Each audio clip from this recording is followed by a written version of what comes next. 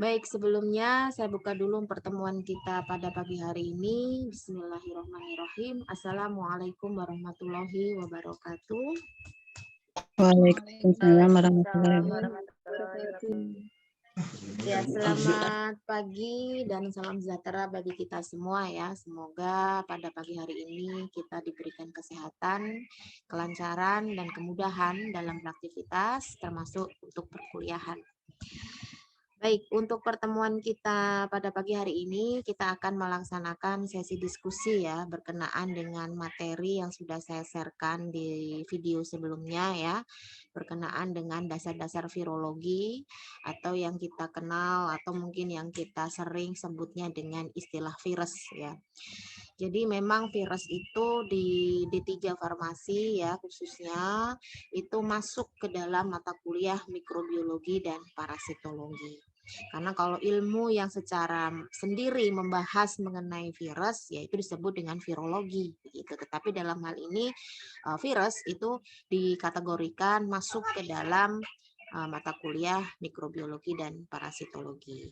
Adapun nanti sama bedanya itu nanti akan kita bahas ya dari apa yang sudah kalian simak melalui video yang sudah saya sharekan. Oke, mungkin langsung saja ya.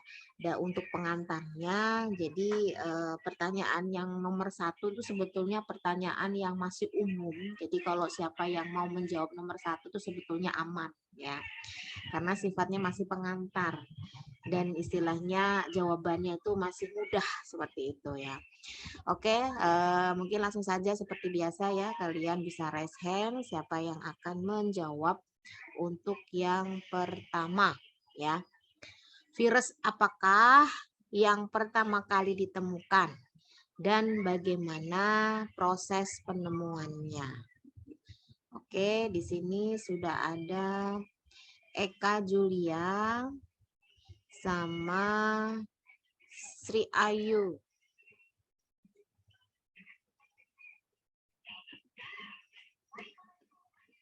Yang pertama Eka Julia, yang kedua Sri Ayu. Oke, silahkan langsung saja. Virus yang pertama ditemukan itu virus mosaik tembakau, Bu. Itu pertama ditemukannya itu di tahun 1883.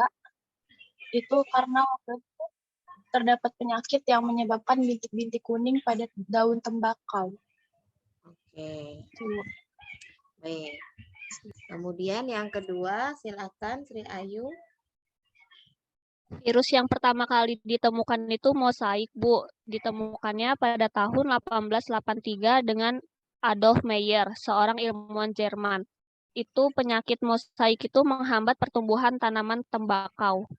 Penyakitnya disebabkan oleh bakteri yang sangat kecil, yaitu bercak-bercak kecil kuning pada daun yang menyebar, Bu. Oke. Baik, terima kasih jawabannya Eka Julia dan Sri Ayu. Jadi yang sudah disampaikan tadi, ada tanggapan mungkin? Ada dari mahasiswa lain yang ingin menanggapi? Sebelum saya mereview jawabannya, apakah begitu proses penemuannya atau bagaimana?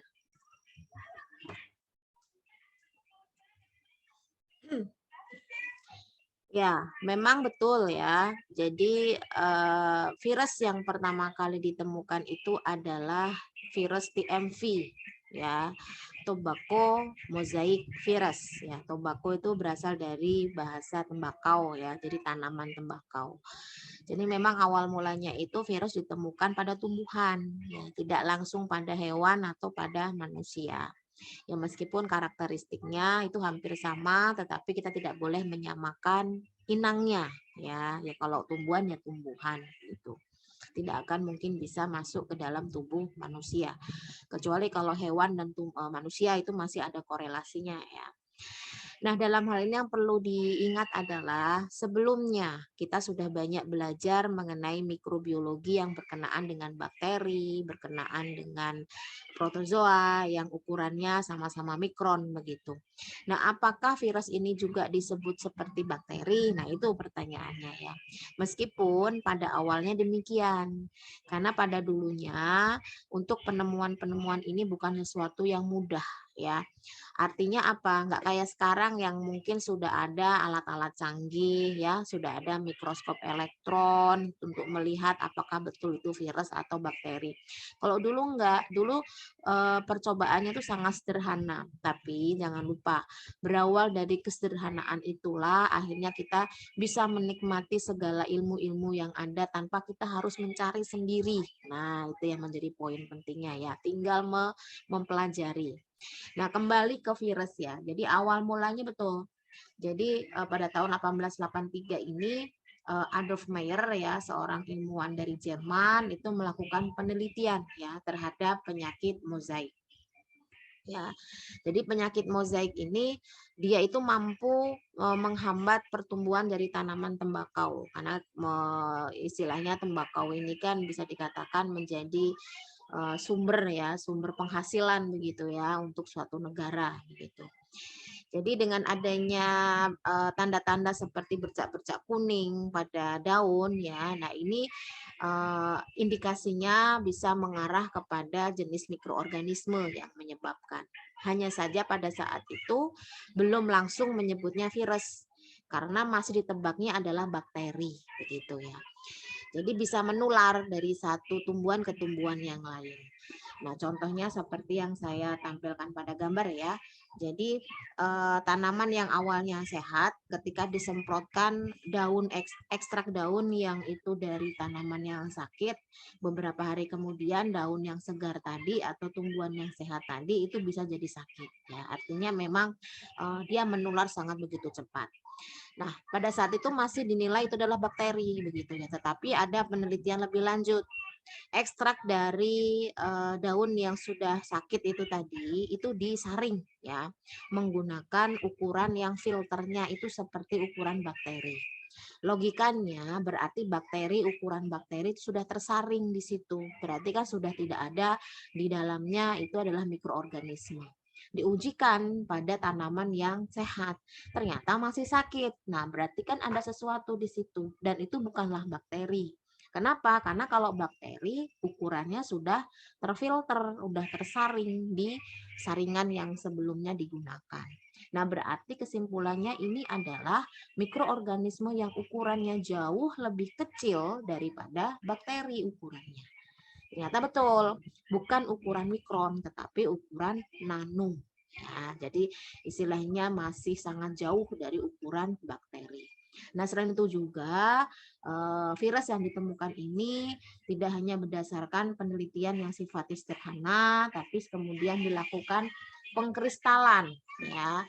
Jadi dikristalkan dan ternyata berhasil. Nah, baru diidentifikasi menggunakan mikroskop begitu ya. Setelah itu baru bisa diinfokan bahwasanya secara visualisasi menggunakan mikroskop elektron virus ya istilahnya itu tadi yang ditemukan itu memang betul-betul adalah virus, bukanlah bakteri. Ya, itu ya. Jadi awal mulanya itu ditemukannya seperti itu ya. Jadi memang semua butuh proses dan waktu ya dalam menemukan virus gitu. Itu sejarah singkatnya seperti itu ya. Nah, kemudian ini adalah morfologi dari TMV ya, tobacco mosaic virus ya. Jadi bentuknya dia panjang-panjang seperti ini, namun dia berkumpul jadi satu ya. Jadi membentuk subunit protein. Jadi seperti ini. Nah, kemudian selanjutnya setelah tahu ya sejarahnya bagaimana, kemudian yang kedua pertanyaannya adalah apa itu virus? Apa bedanya dengan mikroorganisme lainnya seperti bakteri dan protozoa? Baik, silahkan siapa yang ingin menjawab. Di sini sudah ada Noval. Kemudian yang lainnya, ini kayaknya nama-nama yang memang sering kali saya sebut ya. Yuk, yang lainnya dulu, mana ini? Silakan. Dalam hitungan ketiga ya, kalau enggak ini tetap diambil Novel sama Aulia. 1. Ini masih sama aja nih. Oke. Ya sudah, Novel sama Aulia silahkan. Virus adalah partikel berukuran ultramikroskopik yang menginfeksi sel organisme biologis seperti manusia, hewan, tumbuhan, dan bakteri. Bedanya adalah kalau bakteri dan protozoa itu mempunyai sel, sedangkan virus tidak mempunyai sel, Bu. Oke. Lagi? Ada lagi? Cukup? Cukup, Bu. Silakan dilanjutkan, Aulia. Iya, Bu.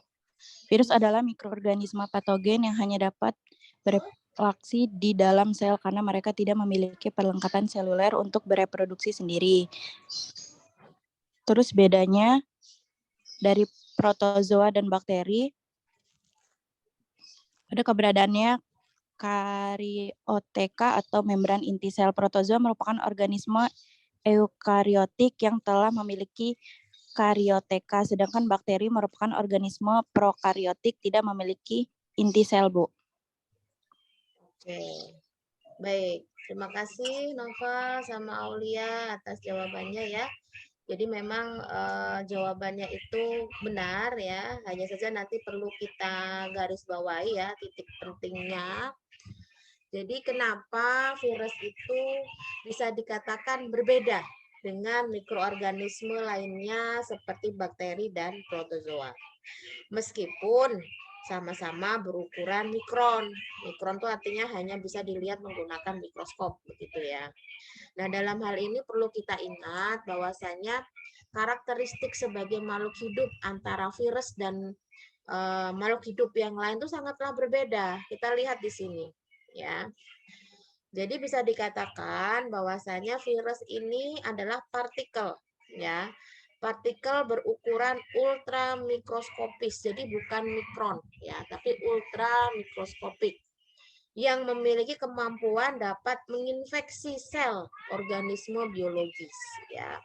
Bisa itu manusia, bisa itu hewan ya.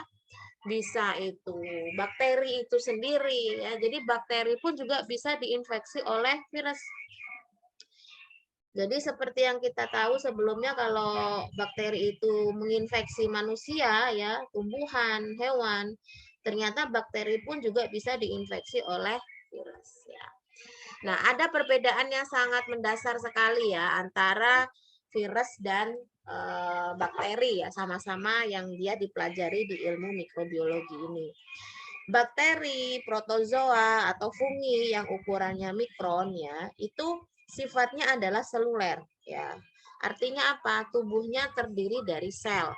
Karena dia mikro, artinya dia hanya terdiri dari satu sel saja atau yang disebut dengan uniseluler. Sedangkan kalau yang virus ya, virus itu bukanlah sel, betul tadi ya. Jadi virus itu adalah partikel ya, partikel hidup yang dia sifatnya bukan seperti sel. Kenapa bukan sel? Karena memang di dalam tubuhnya tidak memiliki bagian-bagian dari sel.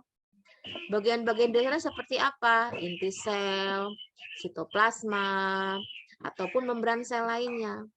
Tetapi kenapa dia disebut sebagai makhluk hidup? Karena di dalam tubuhnya itu ada materi genetik.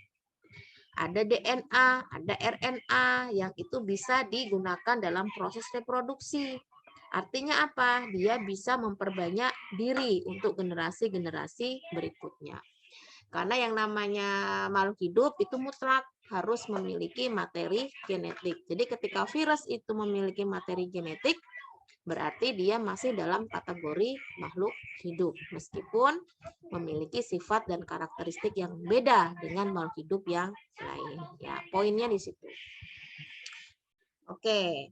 Kemudian selanjutnya, nah ini akan saya tampilkan yang sudah kalian lihat di video ya. bahwasanya kemampuan mata kita ya itu bisa melihat wujud manusia, buah yang ukurannya apel ya, kemudian lalat ya, semut. Kita bilang semut itu kecil, tetapi ternyata mata kita masih mampu melihat ya, berarti ukurannya bukan mikron gitu ya.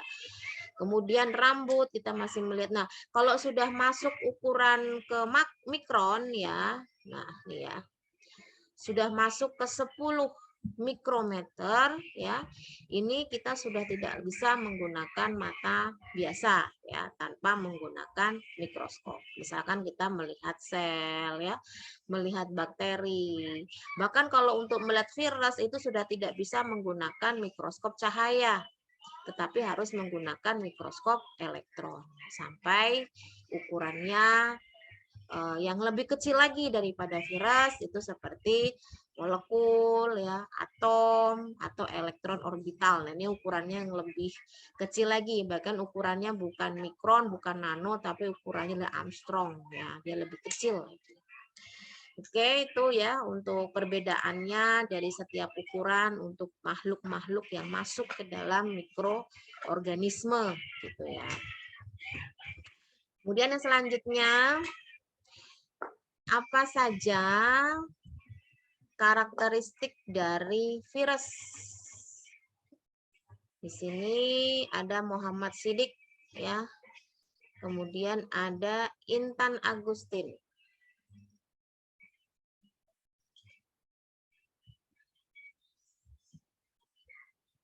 Ada Muhammad Siddiq sama Intan. Oke, silakan Muhammad Siddiq, bisa dimulai. Karakteristik virus yang pertama, partikel yang mengandung asam nukleat, DNA atau RNA yang dibungkus oleh protein atau dalam kurung kapsid, berbentuk oval, bulat, batang, huruf T, kumparan. Parasit obligat, interseluler, bereproduksi di dalam material hidup. Bukan sel, tidak memiliki nukleus dan sitoplasma. Yang selanjutnya dapat dikristalkan jika tidak menemukan sel inang. Yang selanjutnya menginfeksi sel secara spesifik. HIV hanya menginfeksi limfosit CD4, sistem imun. Virus hepatitis C menginfeksi sel hepatosit.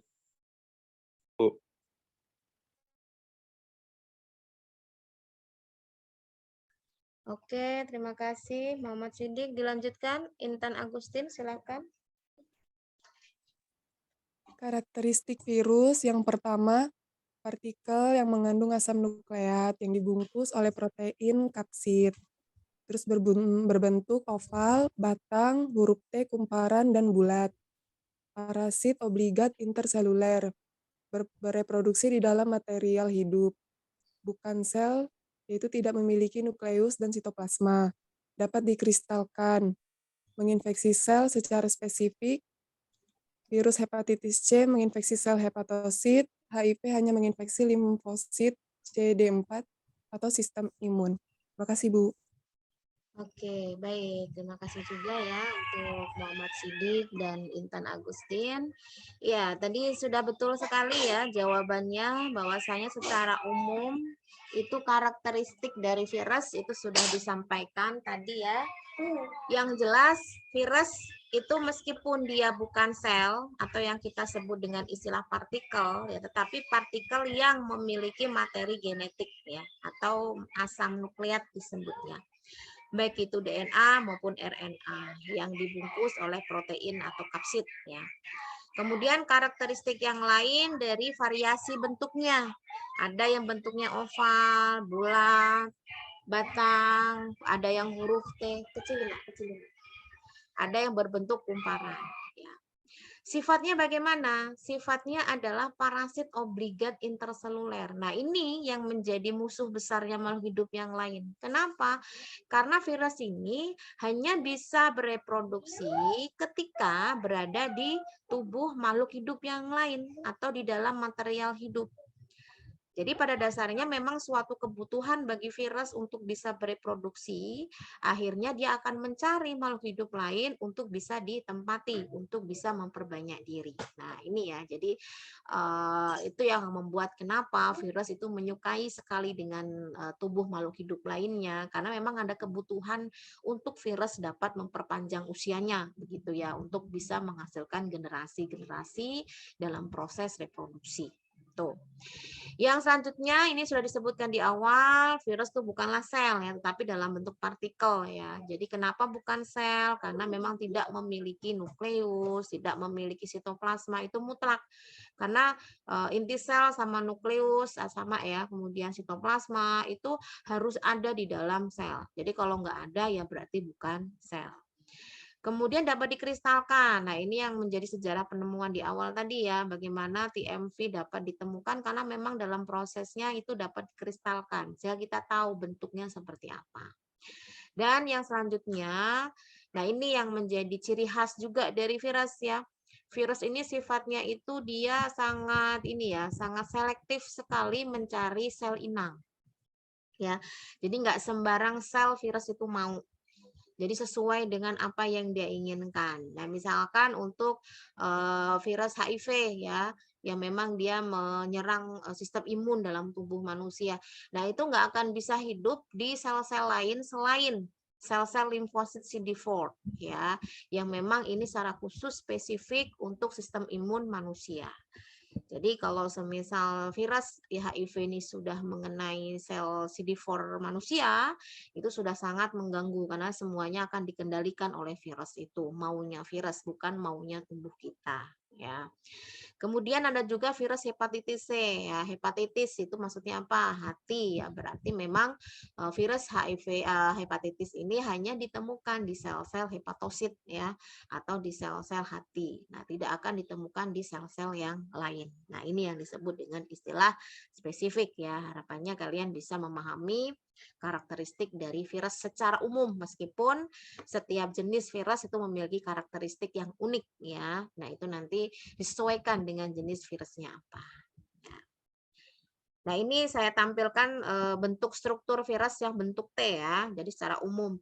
Jadi tadi disebutkan bahwasanya materi genetik itu dilindungi oleh kapsid ya, atau protein kapsid. Nah, ini adalah protein kapsidnya yang paling atas. Jadi materi genetiknya ada di kebagian ini. Nah, bagian ini disebut dengan istilahnya kepala ya. Kepala kalau pada tubuh makhluk hidup, hewan atau manusia itu kayak kepala begitu ya.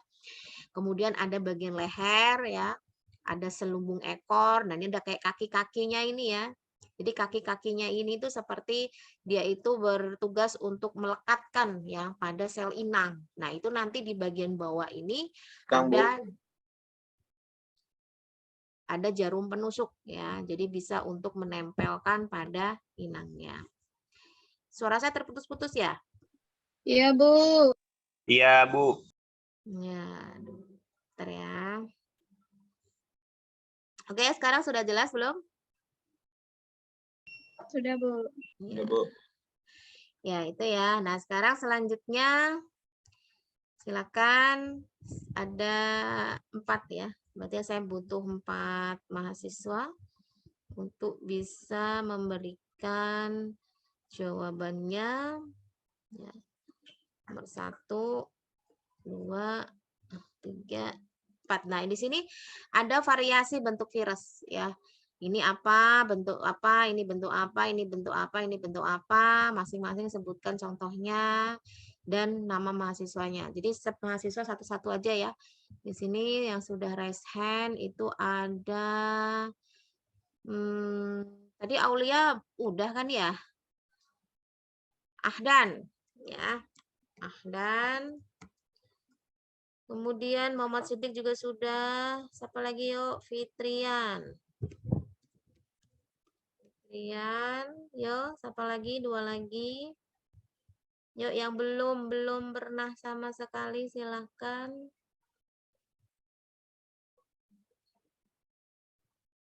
Nggak ada? Ya sudah, berarti saya kasih, oh ada. Oh, Noval lagi ya. Yuk, yang lainnya mana ini? Kalau enggak, ya saya berikan yang mau saja ini. Ya sudah, Muhammad Sidik ya. Yang lainnya enggak mau. Kemudian yang terakhir, Noval. Oke, silakan. Ahdan dulu. Yang nomor 1, ini apa? Yang nomor 1, bentuk virusnya batang. Nama virusnya tobacco mosaic virus. Oke, nomor 2, silakan Fitrian. Nomor 2 itu yang bulat atau oval itu ya, Bu? Ini, yang ini. Yang bulat ya, Bu? Ya udah jawab aja coba, nanti kita sesuaikan mana yang bulat, Yang mana yang oval. yang kedua itu kalau nggak salah sih yang oval ya, Bu. Itu contoh virus rabies. Oke.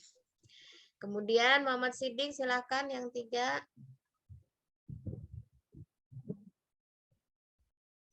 Ini Muhammad Sidik tadi raise hand lagi apa yang sebelumnya ini?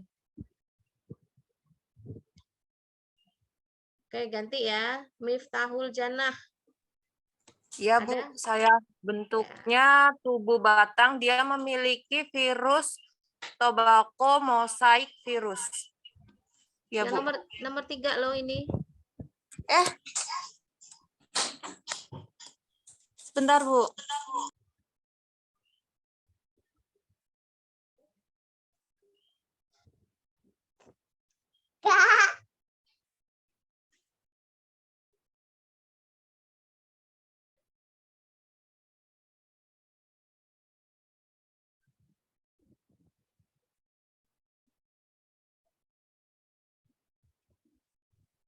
Bentuk tubuh polihidris bukan sih, Bu?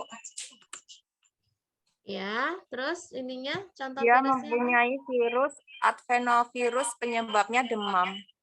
Oke. Yang terakhir, Noval, silakan. Bentuk huruf T, Bu. Virusnya virus yang menyerang bakteri, bakteriofag namanya, Bu. Ya. Baik, terima kasih ya atas jawabannya.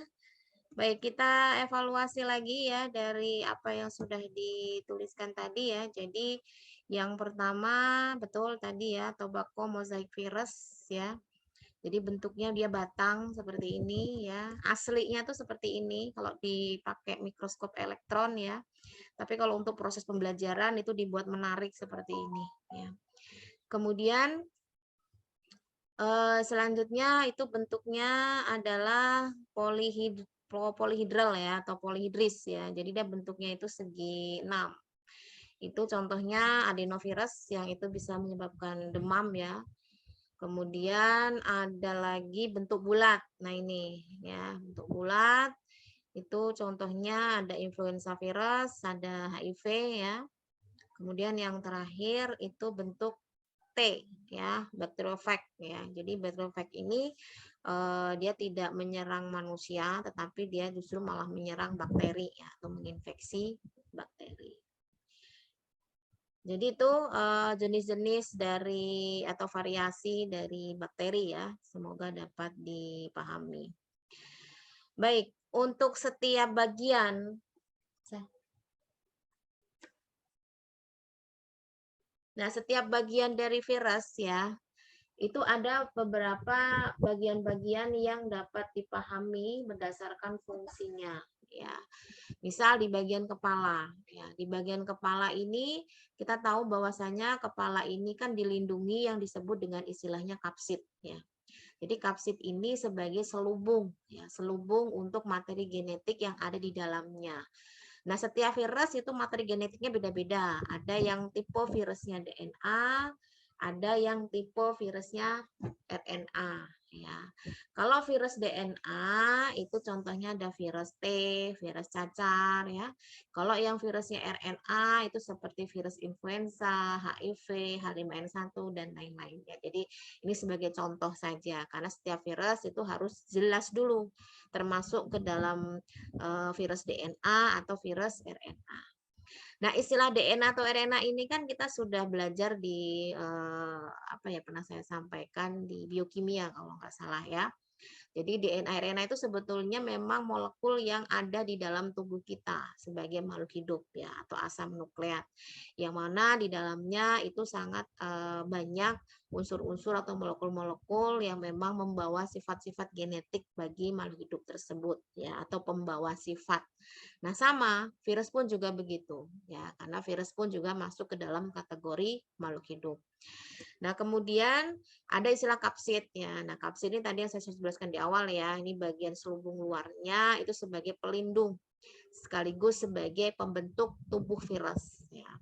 Kemudian bagian ekornya ini jelas berfungsi untuk melekatkan pada sel inang.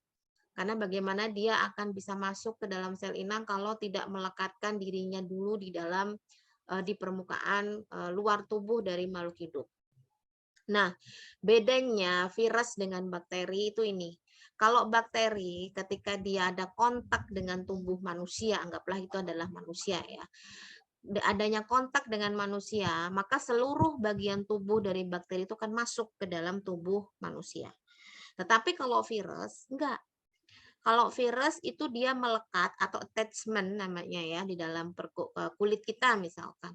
Tetapi tidak seluruh bagian tubuhnya itu masuk. Hanya materi genetiknya saja yang dimasukkan ke dalam tubuh manusia. Tapi kok bisa menjadi virus baru lagi? Ya itulah hebatnya virus ya. Jadi virus bisa merakit tubuhnya sendiri di dalam tubuh makhluk hidup lain. Karena apa? Karena ada kesamaan materi genetik. Kita sama-sama punya DNA, kita sama-sama punya RNA. Itu ya. Nah, ini contohnya ya yang bentuknya polihedral. Ini DNA-nya itu yang pakai bagian tengah ini, dan yang bentuknya kayak ada bulatan-bulatan jarum pentul ini adalah jarum penusuknya.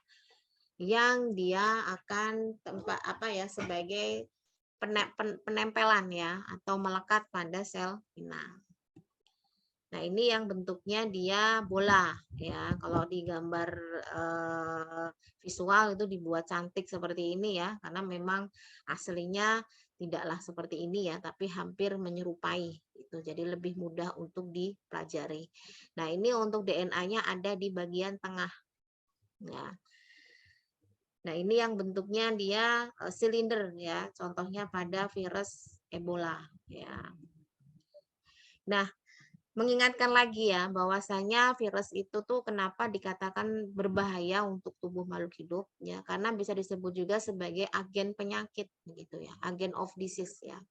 Nah, selain sebagai agen of disease juga sebagai agen of heredity. Jadi selain dapat mengganggu fungsional dari sel, kenapa? Karena ketika dia masuk dalam tubuh kita, masuk ke dalam sel, itu selnya itu kan diatur ya, di bawah kendali dari virus gitu. Jadi virus maunya apa, sel tidak akan berdaya ya. Nah, itu buruknya virus ketika numpang di tubuh makhluk hidup yang lain. Nah, selain itu juga sebagai agen of heredity, artinya apa? Dia dapat merubah keturunan, sifat keturunan yang berikutnya. Nah, ini berbahaya sekali begitu ya. Dia akan merubah sifat-sifat yang ada di dalam tubuh makhluk hidup tersebut. Ya, jadi akan merusak segala sesuatunya. Itulah kenapa dia sangat berbahaya. Makanya disebut sebagai virus agen penyakit. Ya. Nah, ini contoh-contoh jenis-jenis virus ya untuk penyakit HIV. Kemudian ada yang kemarin-kemarin viral ya, coronavirus begitu. Nah, ini menjadi bagian yang harus kita pelajari secara mikrobiologinya ya, untuk dilihat strukturnya seperti apa.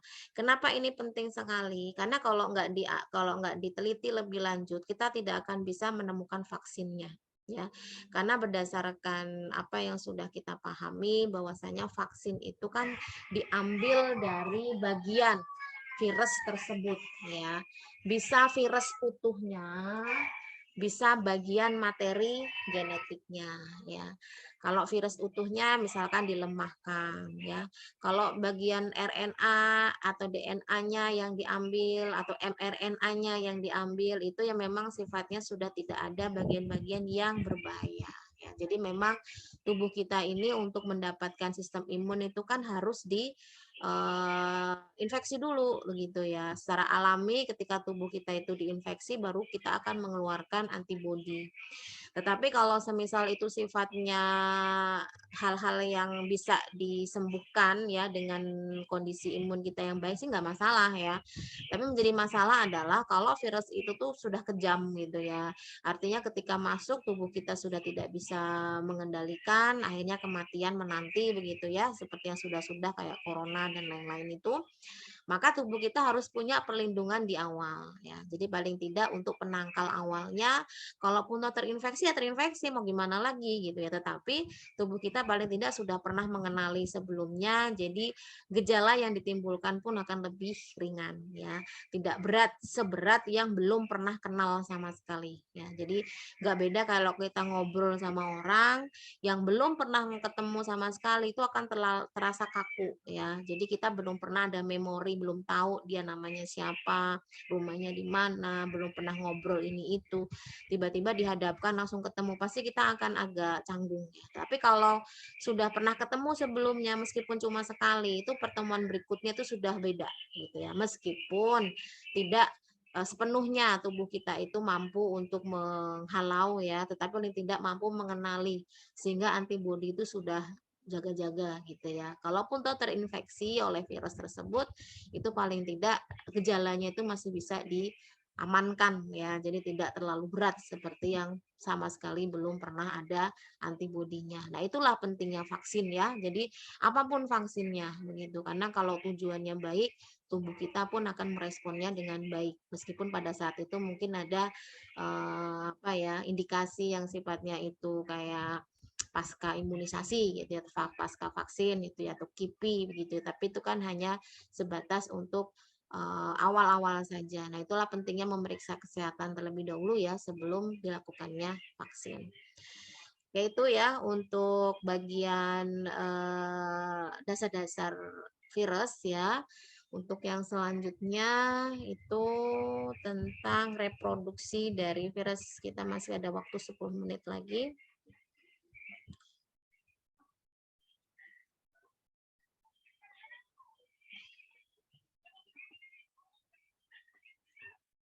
Kita akan mengulas kembali mengenai reproduksi virus ya. Jadi tadi sudah disebutkan bahwasanya virus ini memiliki materi genetik. Jadi materi genetik yang memang dipentingkan untuk kebutuhan memperbanyak diri ya.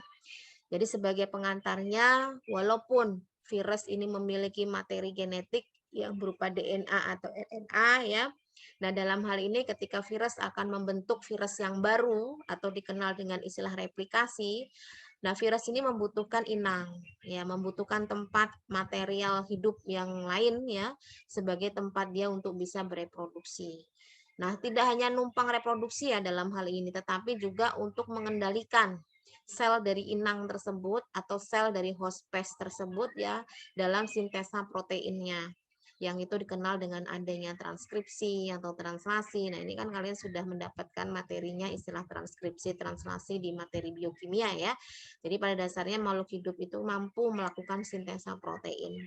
Manusia pun juga mampu melakukan sintesa protein ya. Bagaimana protein kita bisa terbentuk asam amino kalau tidak ada proses itu. Ya. Nah, kemudian dalam hal ini penting yang perlu kalian pahami ya, bahwasanya virus ini melakukan hal demikian karena memang tuntutan alam ya. Tuntutan untuk mereka mempertahankan hidupnya, untuk bisa beradaptasi. Makanya ya mau nggak mau, suka nggak suka virus akan mencari tempat inangnya. Tinggal pilihannya di kita ya, kita mau menerima atau tidak. Kita yang sudah jaga-jaga saja untuk menjaga kesehatan dengan baik pun masih terinfeksi ya. Apalagi yang tidak menjaga dengan baik. Ya, jadi itu yang menjadi hal yang perlu digarisbawahi. Oke. Nah, ada beberapa tipe ya dalam reproduksi virus ya. Ada tipe litik, ada tipe lisogenik. Nah, kalian harus betul-betul paham ya, masing-masing dari tipe itu apa. Ya. Nah, ini silahkan saya sudah menampilkan gambar di sini. Dari gambar yang ada pada layar ini ya, ini jenis reproduksinya apa pada virus ya, dan jelaskan tahapannya. Ini sudah enak sekali, ini sudah ada angkanya, urutannya, sudah ada penjelasannya secara singkat ya menggunakan bahasa Inggris, tinggal kalian mentranslate saja. Di sini ada Yudhistira ya. Kemudian ada Yuniar.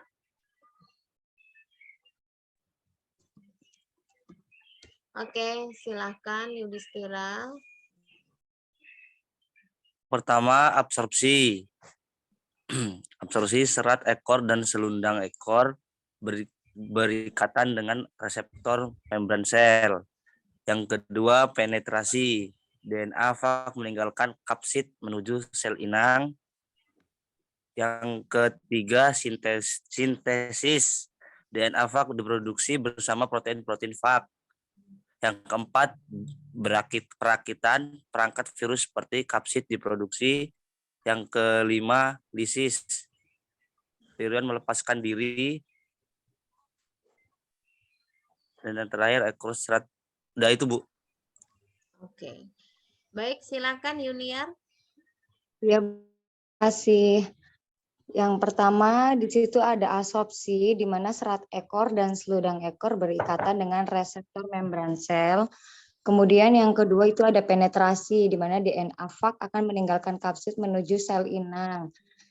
Kemudian yang ketiga sintesis, DNA fag diproduksi bersamaan protein-protein fag. Yang keempat adalah perakitan di mana perakitan virus ini memproduksi seperti kapsid. Kemudian yang kelima itu adalah lisis, di mana nanti virion akan melepaskan diri. Itu Bu, terima kasih. Oke, baik. Sebetulnya istilah litik itu kan bisa kita pahami ya, artinya adalah lisis.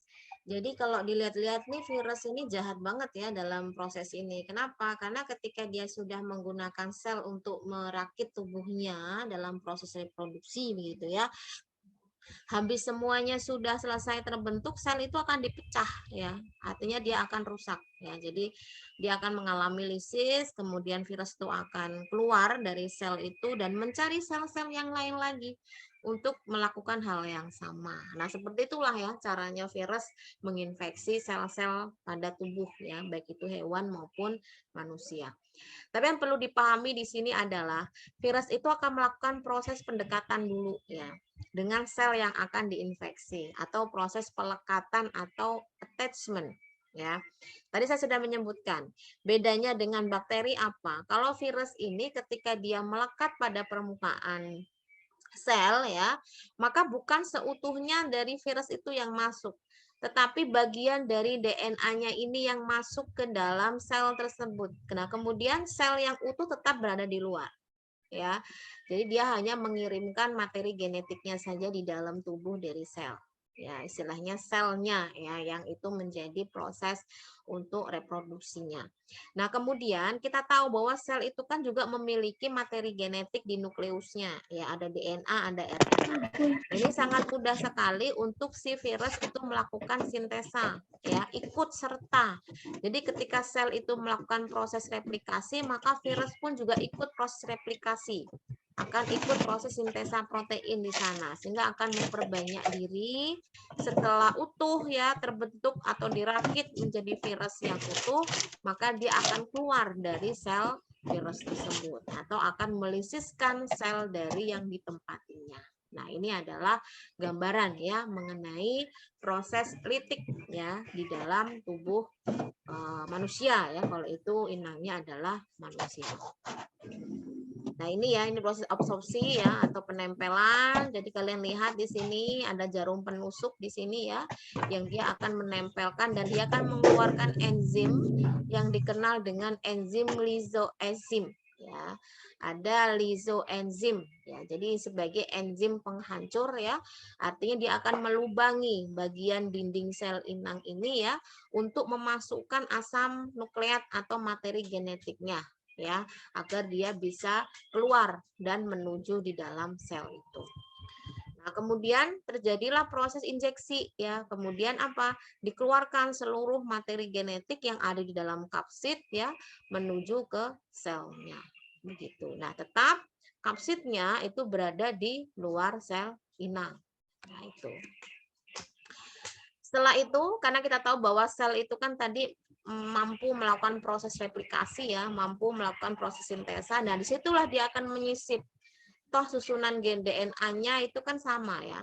Adenin, guanin, timin, sitosin itu sama. Jadi tidak akan dianggap sebagai zat asing ya, tetap dianggap itu menjadi bagian tubuh si manusia itu atau hewan itu. Oleh karena itu sangat mudah sekali untuk menyisip. Artinya apa? Ketika sel itu bereplikasi atau sel itu melakukan sintesa protein, maka virus pun juga akan melakukan hal yang sama di dalam sel itu.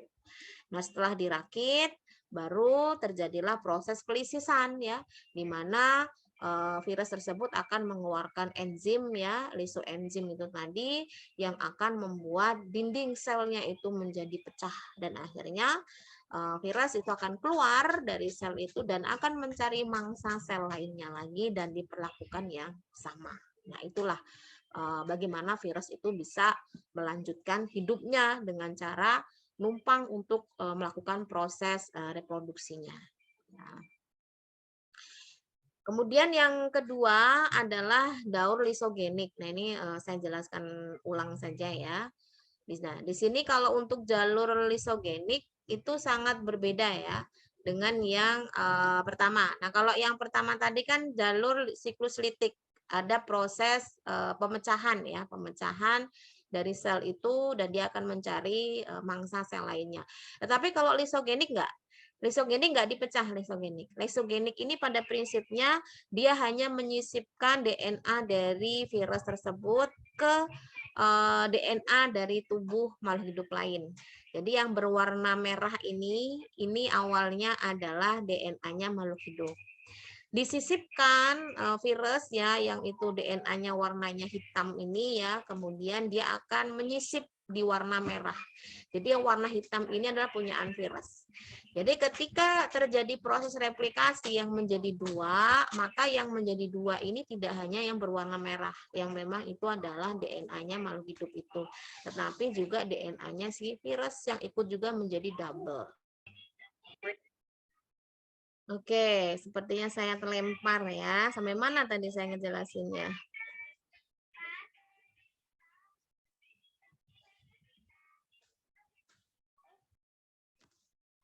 Oke, sampai sini sudah tadi belum ya? Iya Bu, Yes, sampai sini Bu. Bu. Keterangan virus. Jadi yang berwarna merah ini adalah DNA dari makhluk hidup tersebut ya. Kemudian yang berwarna hitam ini adalah virusnya. Jadi ketika yang berwarna merah ini bereplikasi 2, 4, 8, maka virus pun juga akan ikut. Jadi ikut memperbanyak diri juga seperti itu ya. Tapi dia tidak akan memecah seperti yang lisis ya pada jalur litik ini. Oke, mungkin itu ya yang dapat saya sampaikan untuk sesi diskusi dari mata kuliah mikrobiologi ini ya. Lebih kurangnya nanti silakan kalian tambahkan sendiri dari video yang sudah saya sampaikan dan nanti juga ada materi yang akan saya berikan berupa PPT-nya ya. Jadi silakan dibaca-baca lagi atau mungkin dari referensi lain juga boleh ya, pada prinsipnya sama. Hanya saja dalam hal ini saya sudah menyesuaikan dengan kebutuhan kalian untuk standar D3 ya. Tapi kalau kalian mau belajar yang lebih lagi dari ini ya juga boleh ya, karena memang kalau mikrobiologi dan parasitologi itu kan mata kuliah yang memang wajib ada di setiap jenjang ya, mau itu D3, S1 ya. Jadi istilahnya memang selalu ada. Yang membedakannya itu adalah capaiannya ya. Jadi kalau D3 mungkin tidak seberat seperti S1. Seperti itu saja. Tapi pada prinsipnya sama. Oke, mungkin itu yang dapat saya sampaikan untuk sesi diskusi ya. Harapannya sih untuk pertemuan-pertemuan berikutnya sampai kita UAS nanti, itu yang belum pernah bertanya itu bertanya lagi. Menjawab tuh silakan. Toh juga kan tinggal baca ya. Tinggal nggak harus menghafal. Saya juga tidak melarang kalian melihat catatan atau sambil browsing boleh ya. Yang penting dalam hal ini saya ingin kalian itu aktif dalam sesi diskusi saja gitu ya. Artinya saya tidak akan terlalu berharap lebih kalian bisa menjawab atas kemampuan kalian sendiri yang itu hafal atau apa enggak ya. Tapi tidak kalian ada rasa ingin berusaha untuk ngomong ya, untuk menyampaikan pendapat.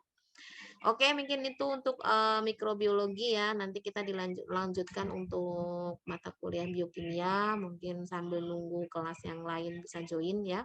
5 menit dari sekarang. Silakan si pennya bisa menginformasikan untuk yang kelas biokimia.